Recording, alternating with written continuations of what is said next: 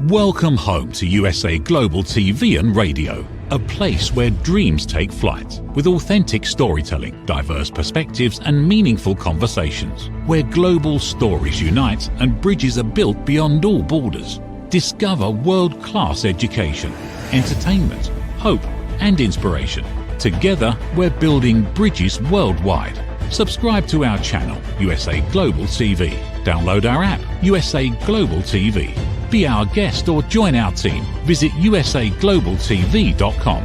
Thanks to our founder and executive producer, Dr. Jacalyn Kerbeck. Music score by Yeffy Tang from Cloud Road Music. Voiceover artist Mike Porter. Creative direction by Paul Garcia. USA Global TV and Radio. Your home for global connection. All rights reserved. This video and its contents are the exclusive property of USA Global TV and Radio. Unauthorized use, duplication or redistribution in any form is strictly prohibited.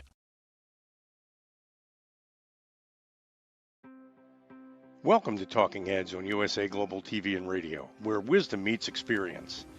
Join a dynamic lineup of thought leaders, professionals, and changemakers from around the world. Dr. Madeline Chan from the UK. Mariska Dupreya from Australia, Red O'Loughlin from Texas, USA, Carolyn Heward from the UK, Zunette Lube from Cape Town, South Africa, as they share expert insights, personal journeys, and impactful strategies for success. Talking Heads isn't just a show, it's a global stage for education, collaboration, and inspiration. So elevate your knowledge, expand your perspective, engage in conversations that matter. Streaming globally, empowering locally, this is Talking Heads, only on USA Global TV and Radio.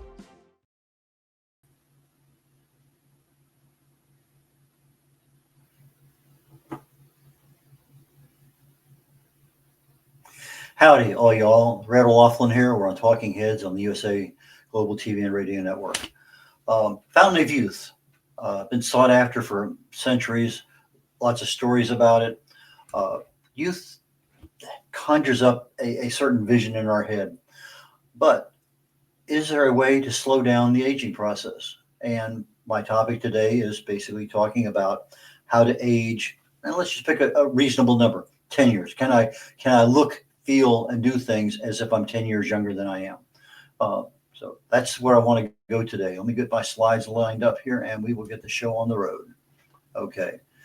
How to age 10 years slower, essentially metabolic mastery. If you can control your metabolism, particularly down at the mitochondrial level in your cells, that is where everything, the magic begins. As we get older, a lot of that stuff starts to decline, fade, dysfunction, lots of things happen. So we're going to talk about what do we really have control over today. Our show is seen on Amazon Fire, Zizzle TV, E360 TV, YouTube, Android TV, Apple TV, a lot of different social media and more. And my programs are all for awareness and education. And again, this is a live streaming TV. Yes, there will be podcasts, audio products down the road after the show is over. My website is redolaughlin.com, red like the color R-E-D, O'Loughlin spelled O-L-A-U-G-H. L-I-N, redolaughlin.com. My books, all my social media, everything is in there in order to get in touch with me. YouTube has USA Global TV. If you want to look for live shows for archives, I have some archive shows also on my website, redolaughlin.com. But YouTube is probably your best choice. There are a lot of choices out there, but YouTube, there's a couple different programs there available for the USA Global TV and Radio Network. I'm a researcher. That's what I do nowadays. I spend several hours every day, and I just go looking for things, primarily something dealing with longevity, something dealing with an age-related disease, something that I can prove my health as I'm getting older. You know, I'm retired. I want to be able to enjoy my life a lot better, or at least at the same level I did 10, 20 years ago. Never been in the pharmaceutical or medical fields, but my first degree was in chemistry. I got 5 total academic degrees, all in different subjects. Lots of reasons for that. But I also have a bunch of professional certifications, primarily in the areas of quality assurance, reliability engineering, and logistics engineering.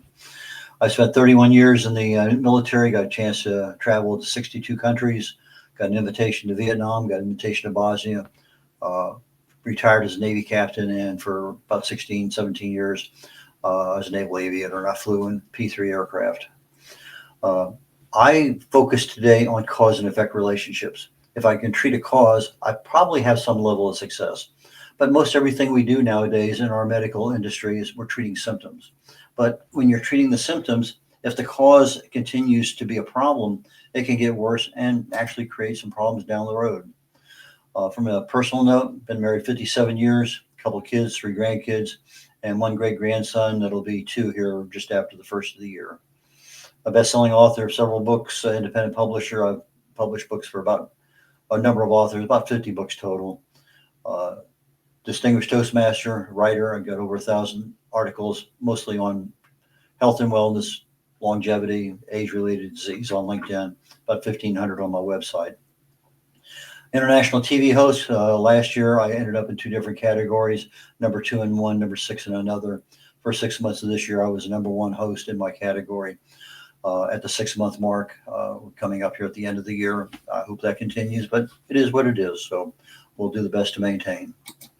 Okay, one of the books I wrote is The Joy of Ageless Health. It talks about the low-level cellular inflammation in the body is the cause of nearly every disease that we see. So if I can do something to address that mutation that occurs at the DNA level due to stress or toxins or radiation, inflammation, diet, even expectations. There's a lot of things going on. So I think that's probably a realistic place to start. And again, this program is for educational purposes only. We think about age and we see people, some they look a lot older than they really are. Some look remarkably a lot younger than they are. Some have lots of money, whether they're celebrities or in other areas where they have the money to devote to it. And even people who have the money to devote to it, they don't always fix that fountain of youth goal that they're looking for. But let's just say, can I take the next 10 years and maybe age 2 of those years instead of 10, maybe 4? But can I slow down my aging process? And I think, I think we actually absolutely can. We do have some level of control over that. After 40 years of age, our overall metabolic efficiency, we're talking about how that cell is operating, the mitochondria, we lose about 8% a year on metabolic efficiency every decade. So if I'm losing, so let's say I'm going from 40 to 80, which I'll be at my next birthday. So that's 32% more. So here's a third of my metabolic efficiency after age 40 is declining. I've already lost a lot of metabolic efficiency getting to 40. So we're not seeing people walk as quickly as they used to. They may think well. That always seems to be one of those conundrums that, the 92 years of age, but sharp as a tack.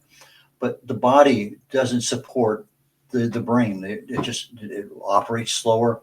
Our brains max age out about 24 years of age. You really don't grow much older than that. So you may be in an 80-year-old body, and if things are working well, you still have your 24-year-old brain. But as I mentioned earlier, chronic low-level cellular inflammation is the cause of almost every disease out there. But it's also the cause of our aging. Things just don't operate the way they used to. Why? Because we don't have the same level of support. We're going to get a lot of that here today. So I'm looking at my mitochondria, and I'm looking at the energy they produce. As I get older, I want to be able to zip up the stairs or go run a couple miles. I can't do that because my mitochondria is just not providing the energy I need. There's a certain decline that happens with age. Can I address that issue? Yes, we'll be talking about it. So there's a lot of factors like anything else in our bodies. They're so interrelated with each other. You try to fix one, but these other 4 over here you ignore. And even though you spend a lot of time fixing that one, you're not seeing the level of improvement that you want. But again, we have a level of control, but you have to look at a bigger picture and do that one and that one and that one in order to see the bigger picture grow. So let's talk more detail here. So we can slow our aging by, let's just look at just a couple, 3 things here. Mitochondrial efficiency. If I can improve that, if I can just stop the decline, that's doable. Can I improve the efficiency? Yeah, very doable. So that's one mechanism. Cellular inflammation. Well, we hear about these free radicals that just living, thinking, breathing, exercising. Our bodies go through this. You start eating things, again, food, preservatives, toxins, all sorts of things 24/7. Our DNA and our cells are being attacked relentlessly. Well, if we have a good immune system, if we're eating right, we're providing the right level of antioxidants, we can reduce cellular inflammation. One of the key things I tell people, I haven't missed an annual physical since 1967. I had a flight physical in 1968 and never missed. I've had annual physicals ever since. I just had one. One of the measures, one of several, but one of the measures that I always make sure I get is called C-reactive protein. It tells you how much inflammation there is in the body. Most of the time, mine is unmeasurable. It's less than 0.25. Yeah, there may be something there, but you have to go to a different test to get it. But if it's that low, is there a concern? But you can measure it, and let's say it's a higher number than that, double digits maybe. But it won't tell you where in the body is at. But it will tell you, hey, I need to go talk to somebody and find out what's going on, because there's something happening. It may be an infection, it may be a tumor growing, we don't know. But it's a good test, and that cellular inflammation is something we do have control over. We can stop having birthdays, but we still age. That doesn't solve any problems at all. You're addressing a symptom. Well, my last birthday was 39th. Well, that may be fine 40 years ago, but that's not a solution. But what can we do? Well, that's what I want to talk about. I did several sessions on the hallmarks of aging and the hallmarks of health. Different animals, but in each case, when you get down into the real nitty-gritty detail, the cellular level, what's happening chemically speaking to cause the aging process or to improve our health or cause our health to go the wrong direction. Well, I was amazed. I came into this thing pretty wide open. And the thing I learned was that we make lifestyle choices every day. You know, what do we eat? What exercise do we do? The quality of the sleep that we get when we go to bed. What do we watch? Our exercise, stress management, lots of lifestyle choices that we face with every day, and they become habits. They become our comfort zone. But if we are looking at maintaining good lifestyle choices, no smoking, not being obese, managing our stress, it's a lot of things that if we do it on the good side, they all affect the hallmarks of aging and the hallmarks of health very similar. They do the improvement into things. It's almost as if you have a gene and you turn the switch on and good means I'm feeling pretty good. And conversely, if I'm overweight, I smoke, I drink a lot, I eat the wrong kinds of foods, they're all prepared the wrong way. Those things as bad lifestyle choices can affect the way you look, the way you act, and the color of your hair, obviously, as the song used to go. But recent studies have shown that if you really and truly concentrate the good aspects, make good daily lifestyle choices, you can actually start seeing some innovation. People who can look younger. You know, just take the stress issue alone. I've seen people, 3 years ago, I mean, they looked terrible. Then all of a sudden, here's a picture of them now, and they look 10 years younger, or even more than 10 years younger, just from an area of addressing stress. But they're saying that realistically, in about a 12-week period, 3 months, you could see a biological age reduction of 2 to 8 years. And this can be something that you stand on a machine that's measured. It can be other things, but the biological age is not the same thing as our chronological age, but it's how our bodies actually function. So can you make a change, a daily habit change, a good choice for 90 days? I think it can be done. But with me, I want to know why things happen. Just telling me to do something is fine, but I really want to know the why. So it's not what we intend or what we want to do or what we need to do. Yeah, I want to lose 20 pounds. I want this. I want that. It's what we expect. If you take Dr. Morris Massey's book, Psychocybernetics, I wrote a book on it, and he talks about the subconscious mind. And that subconscious mind is controlled about 90, 95 or more % of everything you do every day.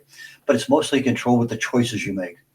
And so when you are at a point where you make a choice because you know it's the right choice to make, but rather than a habit, then that new habit begins with that good choice. So we have to get our mindsets aligned with our goals if we want a healthier life. I can't just go into all you can eat and just load up the plates 2 and 3 times and expect to have a healthier lifestyle. My financial lifestyle might be better, but my healthier lifestyle will not. So I ask you, reframe your expectations. Don't look at something you failed at in the past, because that's the psychocybernetics part of our brain. If I failed before, my subconscious mind doesn't want that to happen again. And the more you fail, the more your subconscious mind will sabotage you into doing something and ending up failing again. So let's say that, for years I've wanted to lose weight. Well, that may be a major failing point in your brain. But maybe if you reframe that expectation, I want to look better. I want to be stronger. I want to be more resilient. I want to be more fully functional. There's a lot of things that you've never tried before to align your brain with, and saying, I want to eat to be stronger. I want to eat to be more fully functional. I want to exercise to look better. There are a lot of things. I'm not looking at losing weight, not looking at losing inches of fat. I'm looking at other things. And that is one of the keys to what we're talking about here. I got to get my mind wrapped around everything else and everything in alignment. So what can we control? Well, I mentioned earlier, inflammation. Well, if the inflammation is that excessive and is not able to be controlled by the antioxidants that you're eating or supplementation or your immune system, the next level is oxidative stress. That's where things really start to go haywire in the body. So I go from an inflammatory condition that I'm fighting 24/7. If the inflammation is winning, DNA mutations happen. I start looking at oxidative stress occurring at various places in the body. I start looking at mitochondrial energy decline. I'm looking at metabolic dysfunction, hormonal signaling loss. We get to talk about each one of these things in detail. So over 50, we produce about 40, 50, 60% fewer hormones than we did when we were in our 20s. Fewer peptides, fewer enzymes, a lot of things. I talked about peptides a couple of weeks, 3 weeks, 4 weeks ago, a couple of sessions. And I talked about synthetic peptides and a massive amount of improvement in our bodies, because we're making less, fewer of them are available to go where. But if I'm buying them that are made in a laboratory and they're identical to the peptide my body is making, yeah, they haven't been tested by FDA. That's an issue. But it's one of those things that people are seeing amazing results in energy, weight loss, fitness, all sorts of things. I am not saying go out and buy peptides. Talk to your doctor first about something like that, because many of them are not FDA approved as of yet, because they just haven't done the testing, and that's where it's at. But there's a lot of anecdotal and testimonial evidence out there, and most of the stuff is only sold on a research basis only, and so there's some restrictions. But you can get a lot of stuff online, and so again, don't just go popping into the peptide world without doing your research. We have a lot of sources of inflammation and down the road, oxidative stress if left unchecked. Poor gut health, that's a big one. Eating the wrong kinds of stuff, not getting the right kind of fiber in there, not getting the right kind of flora that's growing. Chronic stress exacerbates it. Stress adds more cortisol, which adds more belly fat, sleep disruption. If the body doesn't have a chance to repair itself, things are going to go from bad to worse. Pollution, toxins, our poor dietary choices, and the choices we make in preparing the food or buying the food. A sedentary lifestyle. All of these things affect our aging process. Excess visceral fat, that's the fat that's right around our organs, our kidneys, our liver, our pancreas, etc., heart. Smoking, alcohol, injuries, being obese, having a weakened immune system, infections. Lots of things affect our aging. And if we leave them without some level of attention, we are going to look older, feel older, act older than we really are. And fortunately, almost every single one of those are controllable. There's a lot of information out there on anti-inflammatory diets, mainly fruits and vegetables more so than anything else. It keeps your pH in the alkaline range. Lots of things to be said for fruits and vegetables. Balanced nutrition. Nutritional deficiencies run rampant in our country. Take one in particular, B12. If you're deficient in B12 long enough over a period of time, it'll mimic Alzheimer's. It can be fixed pretty easily, but all of a sudden you're getting symptoms of something that was controllable. Caloric restriction in animals, amazing results. They'll take and cut 30-40% of the animal's feed, just not feed it as much as they used to. And all of a sudden they live longer, they look better, they don't have the same kind of diseases that their peers had that had full caloric intake every day. Stress control, probably one of those things that most of us just ignore. There are so many things we can do, just from a simple smile to a laugh to I always say, you reach out and you grab a hold of it and you don't let go. Let it go. There's just so many things that stress does to our bodies that we have control over. We don't realize it. Talked about gut health earlier. We're talking about the right kinds of fiber. We're talking about the probiotics, prebiotics. We're talking about keeping our gut in check so that it can digest what we need and give our bodies the things that it needs.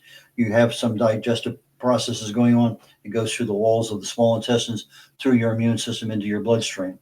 You have some things, some people have a problem with gluten, wreaks havoc with that whole process. So depending on what you choose to eat, what you have resistance to, sensitivity to, those are things that are awareness on the gut health.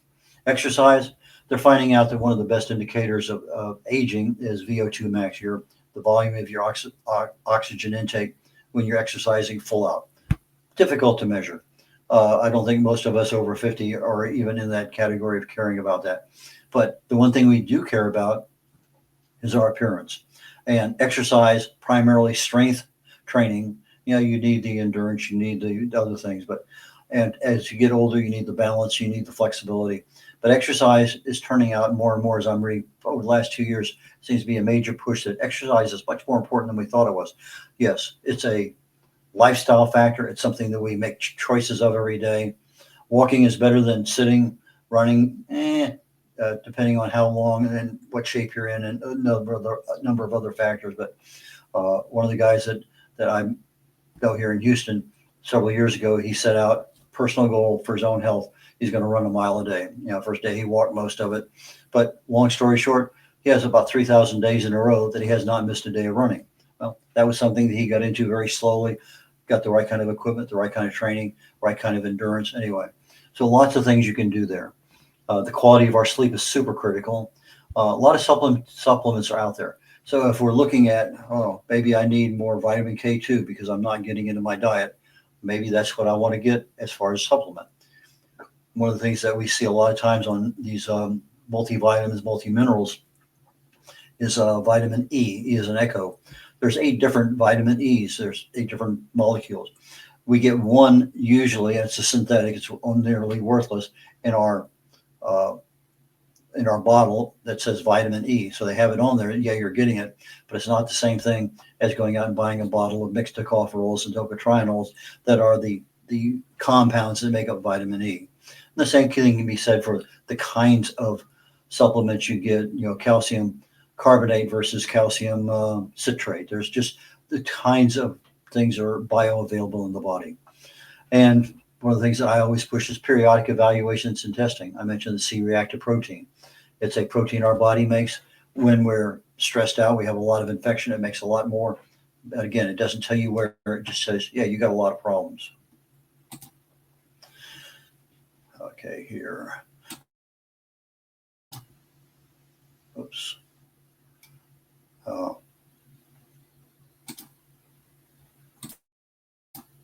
I lost track here. Okay, I'm going to continue on. Let's see, get my slides back up here. Okay, let's see if I get my slides back. I lost them for a second. They'll be back up in a minute. Okay, push that button, see what happens. Okay. There we go. Let me get my slides. Okay. Things happen. Okay, mitochondrial health. We talked about over time, you see a decline in the health of the mitochondria. You'll even see dysfunction toward, you start getting up in the 70s, 80s. Things just don't work well. Well, mitochondrial decline and eventually dysfunction correlates very, very much with our reduced muscle mass. If I have a fairly good muscle mass in my 40s and 50s, and then all of a sudden I'm in my 60s and I haven't done anything. I've been to the gym in 15 years. That reduced muscle mass is going to affect the mitochondria in your body, the level of output of energy that it does. It's going to slow our metabolism down. And one of the things from that is you're going to see a lower quality of immunity. The level of immunity is just not as great as it used to be. There are a lot of supplements that can be taken. Urolithin A is one NAD, but you're not taking NAD plus, but there's boosters out there, NR, NMN. Those are boosters that actually cause our bodies to make more of that. And so there are things out there. CoQ10, there's a couple of different kinds. One's much more bioavailable than the other. Usually you look at the price tag of it says $10 and the other one says 30. The one that's 30 is probably 10 times better than the one that's $10. But the ALA, alpha lipoic acid, magnesium, taurine, all of those are supplements you can buy. They all work well for mitochondrial health. There's a lot of other ones besides that, a lot of B vitamins and things in there too. But one of the things I've noticed here lately is a lot of big push here on methylene blue. Back when I was a chemist, we used it for staining stuff. A lot of biologists use it for staining slides. And it's a blue compound, and it's usually found as a liquid. But you drink it, and all of a sudden, it's like your mitochondria went on some kind of space mission and you're in warp drive because you're 60-80% more production out of your mitochondria. Same mitochondria that always been there, but now you have a driver with a whip and a chair that's just beating the mitochondria to give you more energy. And some peptides also support that same function. And let me back up for 1 second. I have not tried methylene blue yet. It's one of those things that over the holidays, I'm probably going to. I'm still doing my research on it. But it's going to be very close. It's probably going to be something I'm going to be looking at. And the sooner the better. I'll let everybody know. Most of the time we treat symptoms, not the causes. And if I want to treat the cause, these are the kinds of things I need to be looking at. Intermittent fasting, maybe eating during a 6-hour window a day. Extended fasting. I do a 72-hour fast every month. And what it does is it turns on what's called autophagy. That's when you get cell cleaning, cell recycling. Lots of good things happen with autophagy. But the minute you eat something, all of a sudden autophagy stops. So fasting is one of those super good things to be doing for your body. Caloric restriction. Cut back on 30% of the calories you're taking. It reduces your insulin sensitivity. It reduces inflammation. It gives your body time to really and truly, I'm not having to work overtime to digest everything I have. If I go into fasting, now I'm actually allowing my body the time to recoup, repair, and do everything I need to do. Strength training reverses muscle mass loss. In other words, I want to build up my muscles. Now, strength training is one of the few things to do. But you can do strength training just with your body weight. You don't have to go to the gym to do that. You don't have to go out and buy a lot of weights. But you have to go to YouTube. Look at body weight strength training. Lots of things out there that can help you. If you have a problem, talk to your doctor first before you do it. Do you think you know what's going on? You know how you feel? But if you're really and truly starting something new, talk to somebody who knows what you're on, what you're doing. Talk to your pharmacist. Sometimes they can be one of the best sources of information.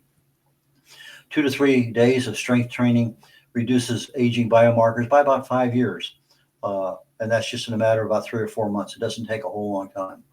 All exercise is critical for aging. So as I'm getting older, I need balance, I need flexibility, I need strength, I need endurance, I need a lot of things. But the one that really and truly drives the aging process is the strength training.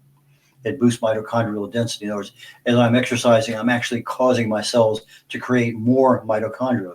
So if I have more of them and they're making less, well, I have more overall. So the density of mitochondria is also super critical. Our food choices, our preparations. If I'm cooking, frying everything, maybe I need to cut back and just bake. And the choices of the foods I have, if they come in boxes and cans and jars, maybe that's not the best choice. But again, we're looking at foods that are anti-inflammatory. And in most cases, it's going to be your fruits and vegetables. Optimize your sleep quality. Manage your stress. Regulate the stress on a regular basis. Don't just say, well, I had a bad day today. I need to do some deep breathing or what. whether you feel it or not, the stress is there. Just do it.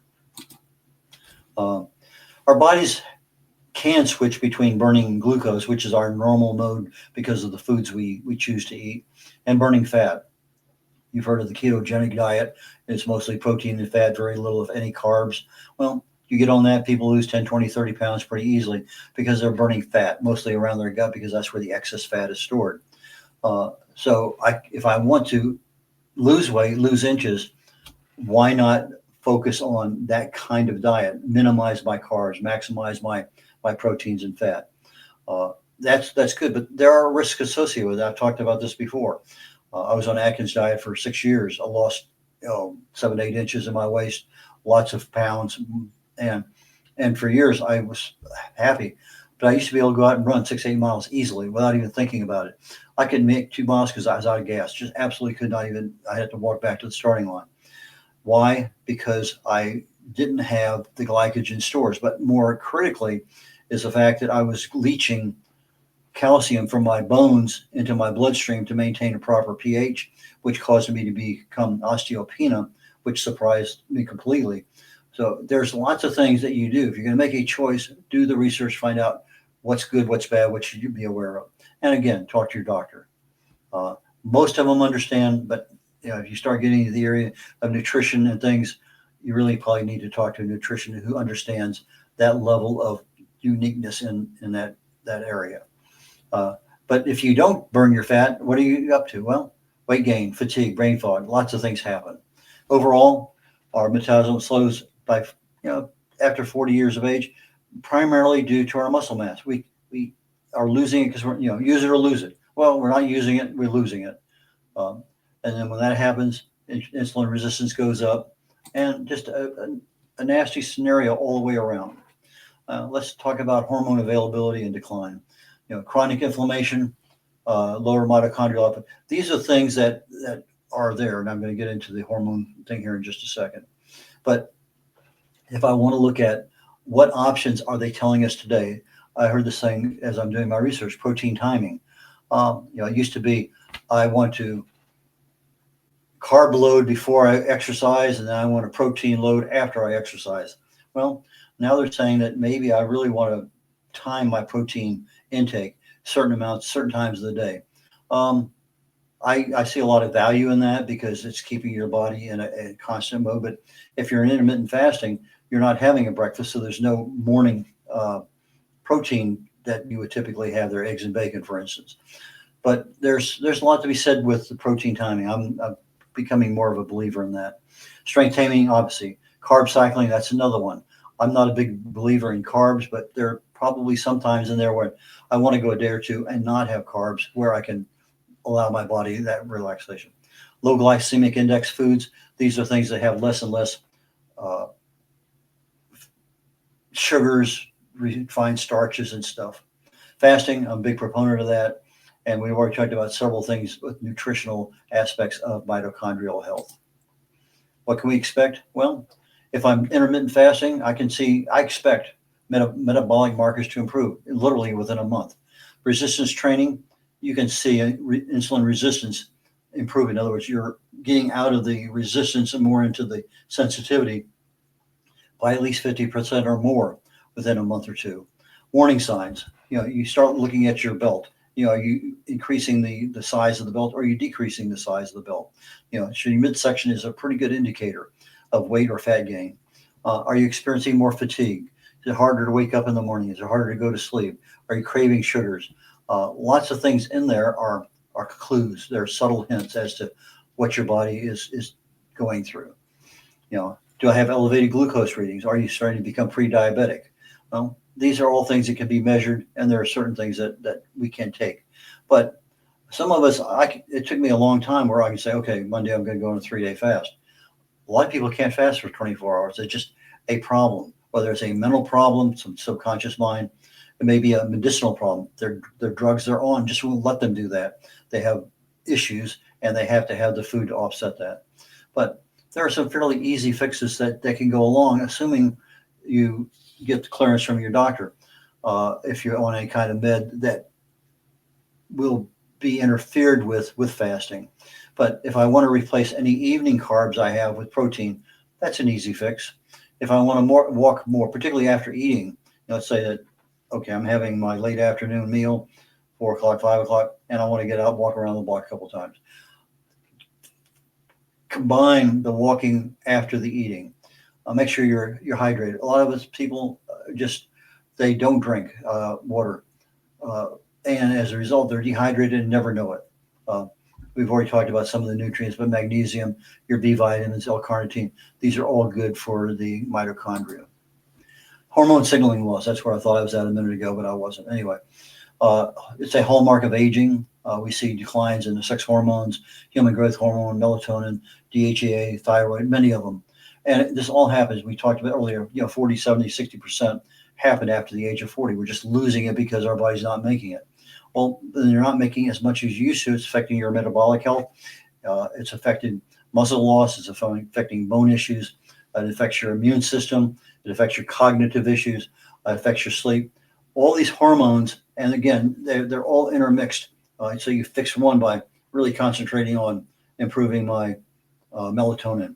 Okay, I got one, but I still have 6 others that I need to get into the corral. So one fix isn't going to take care of all of them, but there are a lot of things I can do. It comes back to that lifestyle choice. My exercise, my stress management, my sleep, my diet, all of those things, if I'm on the positive side of doing the right things, they bring those hormones back into balance. You may still be down 20 or 30%, but not 40 to 60%.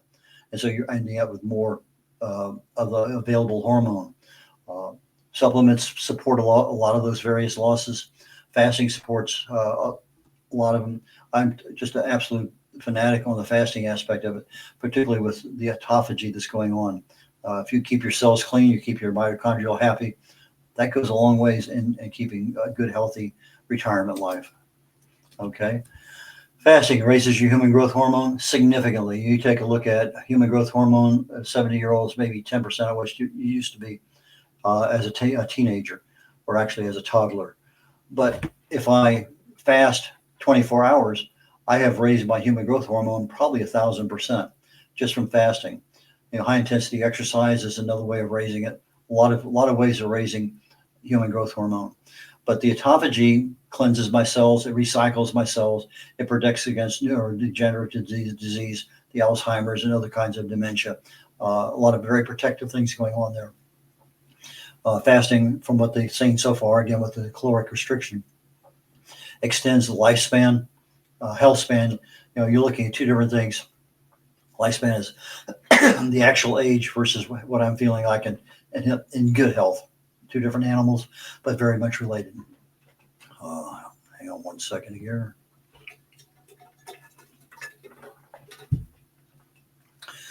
If I can switch my fuel source of my body from glucose to fat, now I'm burning fat. I'm reducing the fat around my gut. I'm also in a regenerative system where my stem cells are increasing.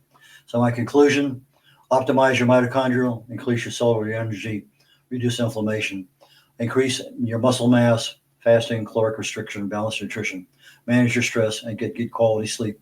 All of those things will slow your aging process down by at least 10 years, and you can see some of those results literally probably by the middle of 2026. But anyway, that is the message for today, and I look forward to seeing you all next week. Take care now.